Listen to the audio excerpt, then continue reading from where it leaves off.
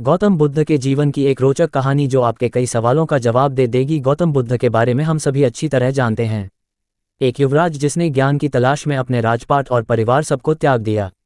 बुद्ध ने ज्ञान प्राप्ति के बाद लोगों को उपदेश देने शुरू किए और समझाया कि व्यक्ति अपने अच्छे बुरे का स्वयं जिम्मेदार है। उन्होंने अपने जीवन काल में कई शिक्षाएं दी, लेकिन कुछ ही लोग ऐसे थे कि जो उनकी शिक्षाओं को समझ पाए और सत्य को जान पाए। आज हम बुद्ध के जीवन से जुड़ी एक ऐसी कहानी बताने जा रहे हैं जो आज के दौर में भी प्रासंगिक है। उपदेश सुनने वाले का प्रश्न। एक व्यक्ति जो प्रतिदिन भगवान बुद्ध के प्रवचन सुनने आता था, उसने एक दिन भगवान बुद्ध से कहा कि मैं नियमित रूप से आपका प्रवचन सुनाता हूं, लेकिन मेरे अंदर किसी भी तरह का कोई परिवर्तन नहीं आ रहा। क्या मेरे अंदर कोई कमी है? मैं कारण जानना चाहता हूं। आपको बता दें कि अपने उपदेशों में भगवान बुद्ध सच्चाई के मार्ग पर चलने को कहते थे। वह अहंकार, द्वेष, लोभ आदि को जीवन से दूर करने की सलाह देते थे। खैर, उस व्यक्ति की बात को सुनकर बुद्ध भगवान को किसी भी तरह का आश्चर्य नहीं हुआ, क्योंकि सभा में बैठे बहुत से लोगों की स्थिति वैसी ही थी। इसलिए उन्होंने जवाब देते हुए उस व्यक्ति से पूछा, आप कहाँ रहते हैं?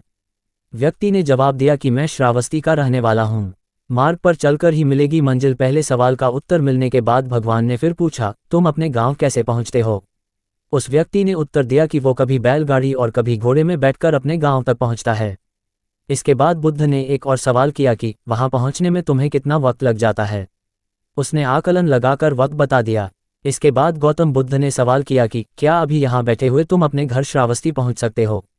वह व्यक्ति थोड़ा अचंभित हुआ और उसने जवाब देते हुए कहा कि यहां बैठे मैं कैसे अपने घर पहुंच सकता हूं? घर पहुंचने के लिए तो मेरे को चलना पड़ेगा और फिर वाहन में बैठकर ही मैं घर तक पहुंच सकता हूं। उस व्यक्ति की बात पर जवाब देते हुए बुद्ध बोले कि तुम सही कहते हो, चलकर ही मंजिल तक पहुंचा जा सकता है। सीख को जीवन में उतारना जरूरी।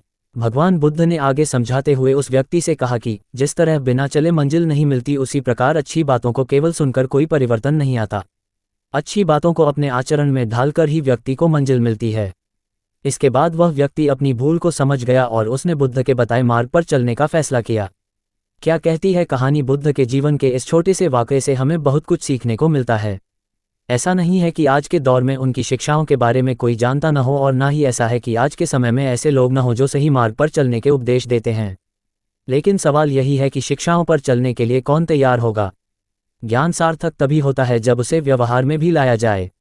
यदि आज भी हम हमारे मनीषियों की शिक्षाओं पर चलने को तैयार हो जाएं, तो जीवन में सार्थक परिवर्तन अवश्य आ सकते हैं। जो लोग अपनी असफलताओं का रोना रोते हैं, उनके लिए भी यह कहानी सीख देती है कि क्या आप उस मार्ग पर चले जिस पर चलकर आप मंजिल पाना चाहते थे?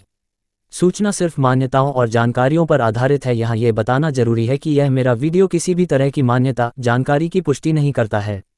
किसी भी जानकारी या मान्यता को अमल में लाने से पहले संबंधित विशेषज्ञ से सलाह लें। धन्यवाद।